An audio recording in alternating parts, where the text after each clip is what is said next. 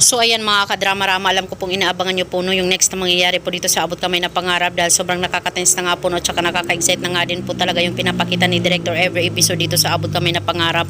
At alam naman po talaga natin mga kadrama ngayon no, kung ano yung nangyayari dito sa Abot Kamay na Pangarap, dahil nga po sa gusto nga po talaga ni Morgana talaga na maging CEO nga po dito sa Apex no, at saka talagang ginawaan po talaga nila ng paraan no, para mawala nga po talaga itong si Giselle dito sa Apex, at napalayas nga po talaga nila ito no, bilang CEO. Kaya ngayon mga kadrama, alam naman po talaga natin na talagang itong si Lynette, sobrang nakaka-amaze lang po talaga itong si Lynette no, dahil nga po sa talagang pumunta siya doon sa kalagitnaan talaga ng meeting na kung saan doon sana ay gusto na talagang maging CEO nga po ni Morgana, pero itong si RG nga po talaga ay ayaw nga po talaga na maging CEO itong si Morgana no. Tapos pumunta nga po itong si Lynette, kaya doon talaga sinabi ni Lynette na ito ba yung gusto nyong maging CEO, di ba?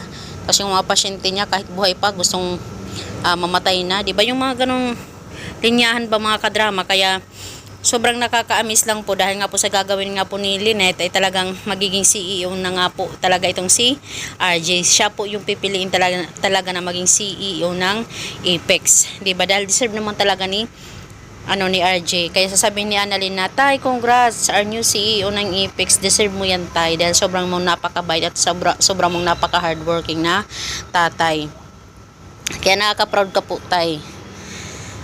So mga kadrama, dahil nga po talaga dito ay talaga walang magagawa nga po itong si Morgana, dahil nga po pipiliin talaga ng board member po talaga dito sa Apex itong si RJ. Kaya ngayon pa lang talaga kinukongrats na natin po si RJ. Kaya itong si Annalyn, sobrang saya po niya dito sa kanyang tatay, matapos po ang lahat-lahat ng mga nangyari sa tatay niya nung nawalan siya ng memory.